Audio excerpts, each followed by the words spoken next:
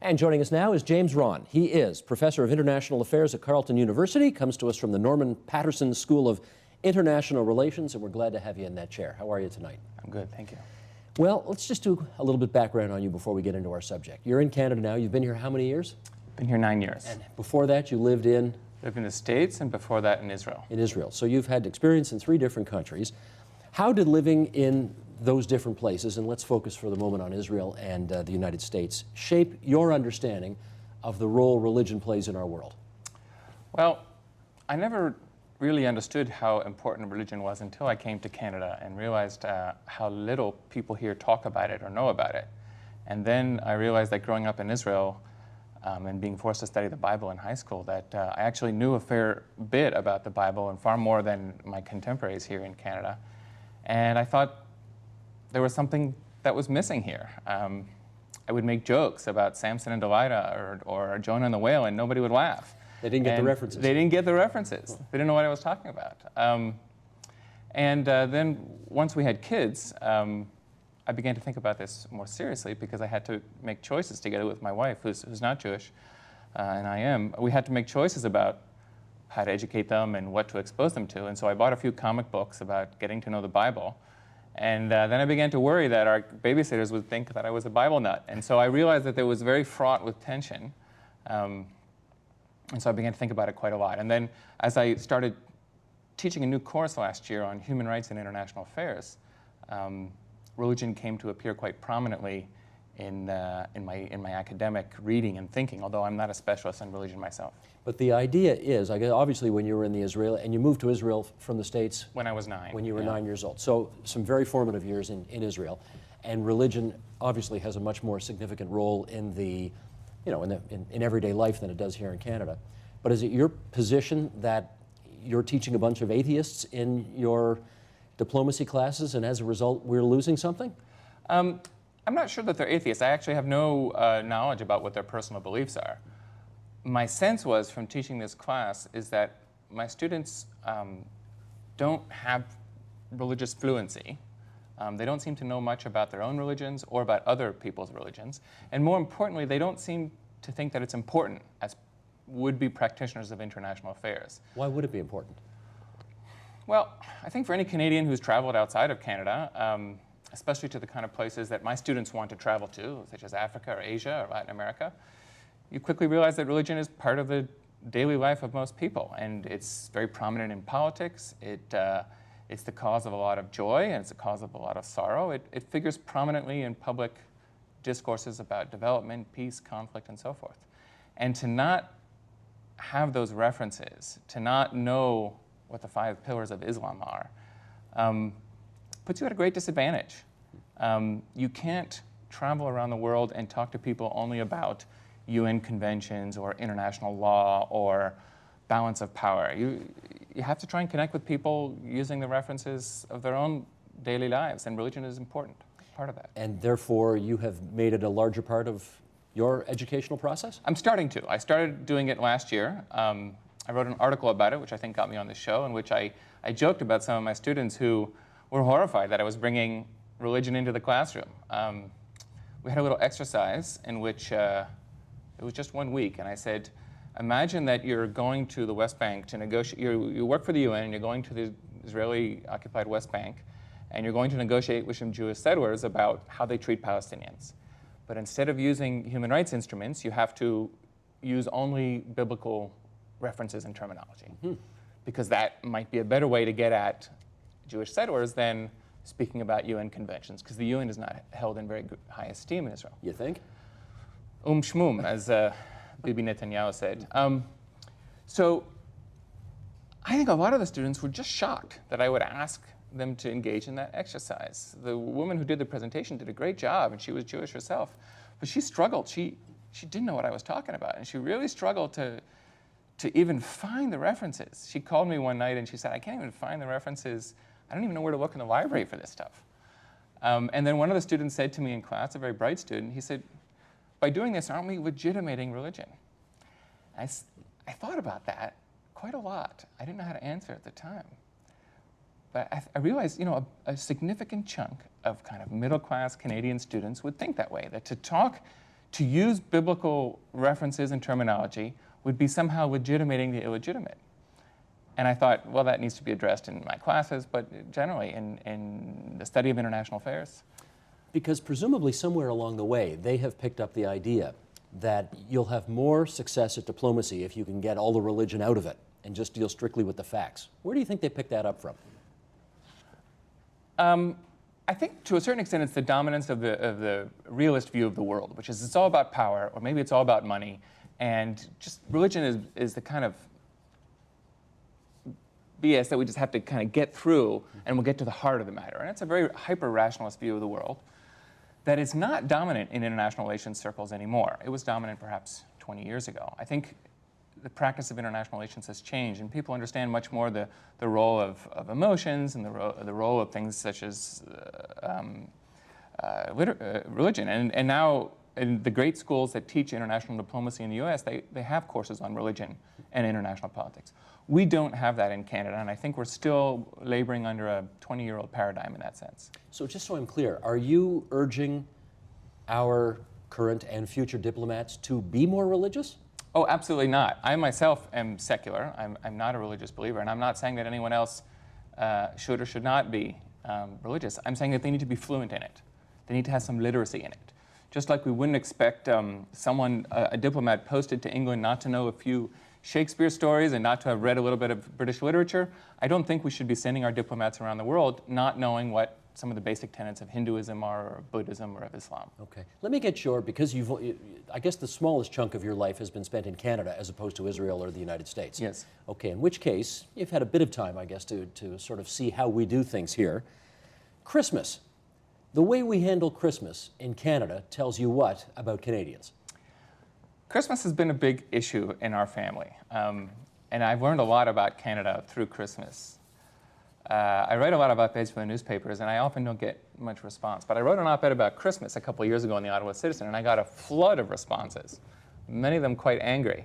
Because I said, we have to recognize that Christmas, it comes from Christianity. And the star on top of the tree is a reference to the star that was in the sky the night that Jesus was born. This is about the birth of Jesus. And so many of my Canadian friends just looked at me in horror, and they said, no, this is a secular holiday. This should be for everyone. It's about love, and it's about family, and it's about presents. It has nothing to do with Christianity. And I said, no, I really believe that it's Christian, and you may not think of it that way, but Jews don't tend to celebrate Christmas, and Muslims don't tend to celebrate Christmas, and Hindus don't tend to celebrate Christmas. We might put a little tree up, but by and large, we recognize this as a Christian holiday.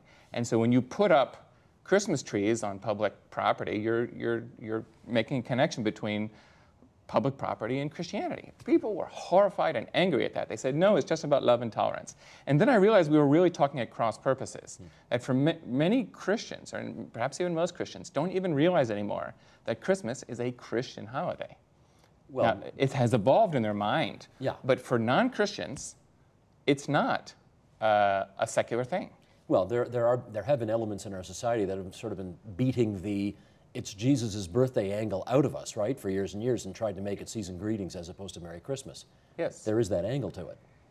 Yeah, and I loved what we used to have in Montreal, which was people recognize that shopkeepers recognize the diversity. So I would go to buy a present around Christmas time, and people would say, do you want Hanukkah wrapping or do you want Christmas wrapping?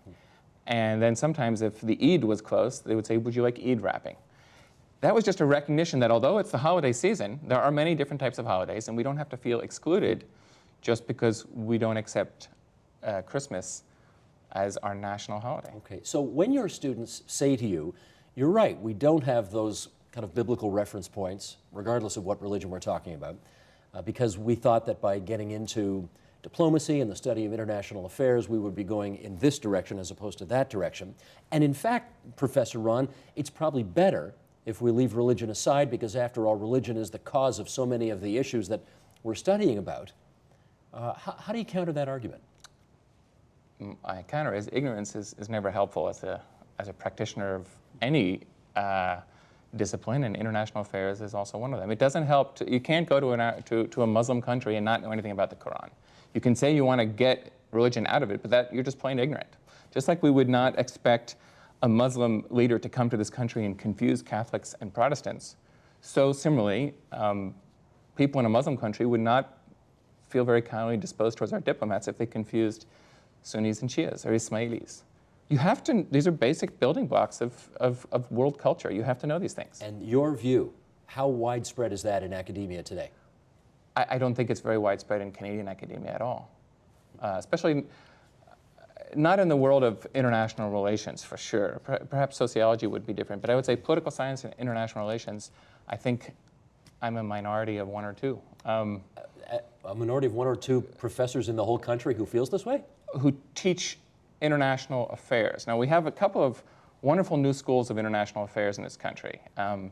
The one where I teach is the oldest and the best known, and it attracts students from around the country, and it's been around for quite some decades. But there's a new one now in Ottawa that's very good. We've got a new one being created at the Monk Centre here in Toronto. We've got one down in Waterloo that was created. As best I know, none of them have religion and international affairs as a teaching topic. They have economics, they have security, they have trade, but the idea that you would recruit faculty who teach about religion and international affairs is still quite foreign. So are we raising a generation of people who just are going to be out of sorts with the global village? We already did. Yeah, we absolutely did. If our diplomats know anything about world religion, about their own and about others, it's because of their own initiative. It's not because anyone told them that they had to get training in that. Now, you've made this point. Obviously, you're going to have been on the program tonight. You've done that piece in the newspaper. You're out there sort of beating the drum for the role of religion in international affairs, in a greater understanding of diplomacy and international affairs. What kind of feedback are you getting? Well, I've just happened upon this. This is a recent phenomenon for me. So it's only been about 6 months that I've realized how little we know about that. I would say my colleagues have not really reacted to this at all. They probably just regard it as an odd thing to say. The newspaper article that I published in the Toronto Star did get quite a bit of response. A lot of it was quite positive. Some of it was negative. I think there's something out there. I think the Canadian public actually feels very strongly about this, either one way or the other. They either hate the idea or they love the idea, but no one, I think, doesn't care. And so I think that if we begin to have this discussion in public, you'll see a lot of interesting stuff come up. I think there's a lot of religious people out there who would like to have more religious discussion in the media and in politics. I think there's a lot of secularists who would be horrified at that. I think it has become a proxy for whether you're pro or anti-Stephen Harper, which I think is a real shame. How so? Well, it's not a secret that the Conservatives in general and Stephen Harper in particular have ties to the religious right.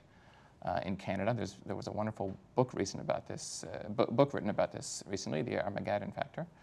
And I think the public perceives any discussion of religion in public life as a kind of a covert move on behalf of the religious right.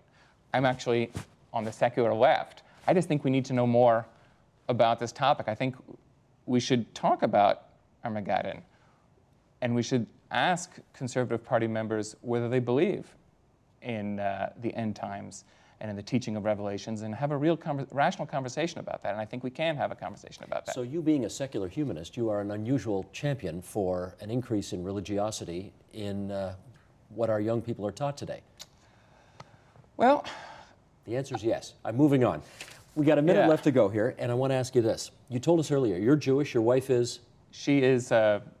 She's nothing, she says. She comes from a Christian background, Church of England background. And you've got 2 young children. Mm-hmm. So what are you teaching them? We're still quite confused on this. We have a lot of books about the Bible, the Old and the New Testament around the house, kind of comic books, and they find it quite entertaining. They love the stories. I haven't yet figured out exactly how to educate them on this. I'm still in a quandary. That's a tough one. That's going to last a long time. It is. Or they'll figure it out someday and make their own decisions. They will figure it out, but I mean, they need a little help from their parents, at least to let them know that these are important issues that they should learn more about. And so hopefully, they'll see this clip 10 years from now when they care about it, and maybe it'll spark their interest. Terrific. James, it's good of you to join us here at TVO tonight. Thanks so much. Thank you.